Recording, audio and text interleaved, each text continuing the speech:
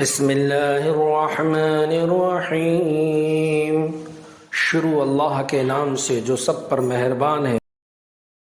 حضرت ابو ہریرہ رضی اللہ تعالیٰ عنہ سے روایت ہے، رسول اللہ صلی اللہ علیہ وسلم نے فرمایا، تم میں سے کوئی شخص موت کی تمنا نہ کرے، کیونکہ اگر وہ نیک ہے تو ہو سکتا ہے وہ اور نیکیاں کرے، اور اگر وہ گنہگار ہے تو شاید وہ اپنے اللہ کو راضی کر لے۔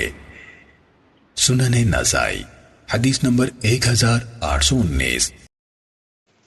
حضرت انس رضی اللہ تعالیٰ عنہ سے روایت ہے، رسول اللہ صلی اللہ علیہ وسلم نے فرمایا، تم میں سے کوئی شخص دنیا میں پیش آنے والی کسی مصیبت اور تکلیف کی بنا پر موت کی تمنا اور دعا نہ کرے، بلکہ یوں کہے، اللہم احینی یہاں سے لے کر خیر لی یہاں تک، یعنی اے اللہ جب تک میرے لیے زندگی بہتر ہے مجھے زندہ رکھ، اور جب میرے لیے موت بہتر ہو تو مجھے موت دے دے۔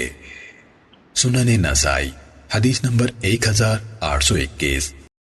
حضرت قیس بیان کرتے ہیں کہ میں حضرت خباب رضی اللہ تعالیٰ عنہ کے پاس گیا تو دیکھا کہ انہوں نے اپنا پیٹ 7 جگہ سے آگ سے داغا ہوا ہے۔ انہوں نے فرمایا، اگر رسول اللہ صلی اللہ علیہ وسلم نے ہمیں موت کی دعا کرنے سے روکا نہ ہوتا تو میں ضرور موت کی دعا کرتا۔ سنن نسائی حدیث نمبر 1824۔ حضرت ابو ہریرہ رضی اللہ تعالیٰ عنہ سے روایت ہے، رسول اللہ صلی اللہ علیہ وسلم نے فرمایا، لذتوں کو توڑ دینے والی موت کو خوب یاد کیا کرو۔